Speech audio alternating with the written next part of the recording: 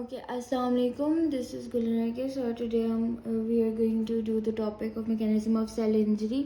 तो इसमें उन्होंने कहा है कि कुछ ऐसे इंटरसेलुलर सिस्टम्स होते हैं कि जो कि वनरेबल होते हैं टू द सेल इंजरी और डिफरेंट पैथोलॉजिकल स्टिमुलाई के अटैक पे, और ये अटैक डिफरेंट मैकेनिज्म्स के थ्रू होता है। तो जो उनसे सिस्टम वनरेबल होते हैं वो हम कंसिडर करेंगे। पहले बता देते हैं कि सबसे पहले तो maintenance of the integrity of cell membrane है, then aerobic respiration, production of ATP, synthesis of enzyme and structural protein, preservation of the integrity of genetic apparatus.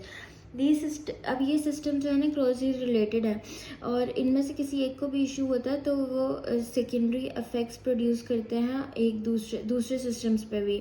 और these are several pathogenic mechanism through which cell injury can take place. वहाँ बहुत सारे mechanisms हैं जिनमें से कुछ जो हैं ये मैकेनिज्म्स फॉलो होते हैं सेल इंजरी के लिए। Impairment of the cell membrane function, decrease ATP energy production, genetic alternation और मेटाबॉलिक डीअरेंजमेंट। तो इसमें हमारे पास आएगा सबसे पहले impairment of the cell membrane. इसमें ये है कि प्रोडक्शन होगी फ्री रेडिकल की। ये मैकेनिज्म्स हैं जिनके थ्रू सेल मेम्ब्रेन का डिसफंक्शन हो सकता है। लॉस ऑफ कैल्शियम, हेमोस्टेसिस और इंक्रीज हो जाता है intracellular calcium, activation of complement system, lysis of enzyme, lysis by virus, heat, cold and certain chemicals. तो इधर हम देख लेते हैं आगे कि सबसे पहले production of free radical. Production of free radical क्या है कि ऑक्सीजन डिराइव्ड फ्री रेडिकल्स और chemical species with single unpaired electron in their orbit. Radicals के ऑर्बिट में एक अनपेयर्ड इलेक्ट्रॉन होता है। तो जब सेल में ये जनरेट होते हैं तो रैपिडली अटैक होता है न्यूक्लिक एसिड और मेम्ब्रेन मॉलिक्यूल्स, और इनिशिएट करते हैं ये auto catalytic reaction, sorry for this. और फ्री रेडिकल की एग्जांपल्स में आते हैं सुपर ऑक्साइड और हाइड्रोजन पर ऑक्साइड। अब ये फ्री रेडिकल्स बनते कैसे? Normal metabolism, oxidation reduction reaction के थ्रू, ऑक्सीजन टॉक्सिसिटी के थ्रू, आयनाइजिंग रेडिएशन जो कि एक्सरे और यूवी रेज हो सकती हैं, drugs, chemical, cellular ageing and acute inflammation. अब mechanism of cell injury by free radical कैसे होगा कि लिपिड पर ऑक्सीडेशन होगी मेम्ब्रेन की, जो कि सेलुलर और माइटोकॉन्ड्रियल मेम्ब्रेन के डैमेज करेगी। डीएनए का डैमेज होगा, लॉस होगा एंजाइमेटिक एक्टिविटीज़ का, और प्रमोट होगी क्रॉस लिंकिंग ऑफ प्रोटीन। अब फ्री रेडिकल की डिग्रेडेशन कैसे की जा सकती है?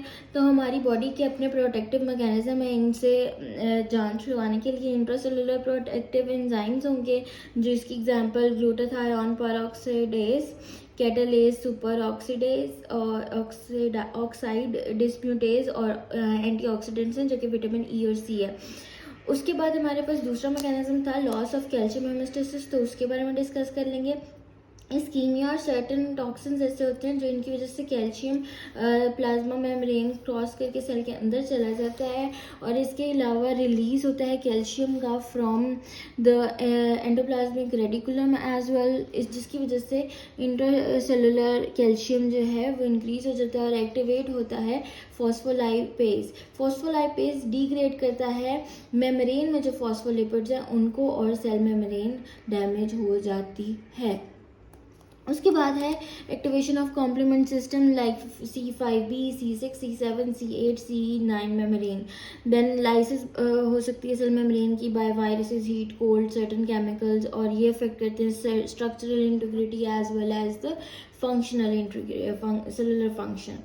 देन है हमारे पास प्रोडक्शन ऑफ एटीपी डिक्रीज हो जाती है due to hypoxia and hypoglycemia, और इसकी वजह से हमारे पास जो membrane transport, protein synthesis, phospholipid turnover के प्रोसेसेस हैं वो अफेक्ट करते हैं। देन हमारे पास जेनेटिक अल्टरनेशन है। जेनेटिक अल्टरनेशन में क्या होगा कि क्रोमोसोम में जेनेटिक मटेरियल होता है सारा, तो genetic base control of cellular functions जो कि सिंथेसिस प्रोटीन की है, ग्रोथ है, रेगुलेटिंग प्रोटीन्स हैं और एंजाइम्स हैं, ये सारे डिस्टर्ब होंगे जिसकी वजह से हमारे पास इंजरी कॉज होगी। एनाइजिंग रेडिएशंस, वायरसेस, ड्रग्स और केमिकल कॉजेज हैं डीएनए की अल्टरनेशन, जेनेटिक अल्टरनेशन में। उसके बाद इसके इफेक्ट्स देख लेते हैं कि फेलियर हो जाती है synthesis intercellular structural protein protein की। उसके बाद फेलियर ऑफ माइटोसिस है, जिसकी वजह से हमारे बोन मैरो में एक्टिवली डिवीजन होती है और एनीमिया कॉज हो जाता है। Failure of growth regulating proteins जो कि कैंसर फॉर्मेशन में भी इंक्लूड होते हैं। देन हमारे पास फेलियर ऑफ एंजाइम सिंथेसिस जो कि अफेक्ट करता है बायोकेमिकल रिएक्शंस को। नेक्स्ट हमारे पास है मेटाबॉलिक डीअरेंजमेंट जो कि एक्सोजेनस इंजरियस एजेंट्स की वजह से होती है, जैसे कि अल्कोहल, ड्रग, हैवी मेटल्स और इन्फेक्शियस एजेंट्स हैं। Accumulation of exogenous substances also damage the cell. उसके बाद ये हम एक ओवरव्यू इसका देख लेते हैं कि मैकेनिज्म ऑफ सेल इंजरी में आता है impairment of the cell membrane function, decrease ATP production, genetic alternation, metabolic derangement. Cell membrane की इम्पेयरमेंट कैसे होती है? फ्री रेडिकल्स के थ्रू और loss of calcium homeostasis, activation of complement system, lysis of enzyme, direct membrane lysis by heat, cold, chemical और viruses. उसके बाद decrease ATP production hypoxia और हाइपोग्लाइसीमिया की वजह से होती है, और metabolic derangement exposure of exogenous agents as well as accumulation of some endogenous substances. So this was all. Thank you. Have a nice day.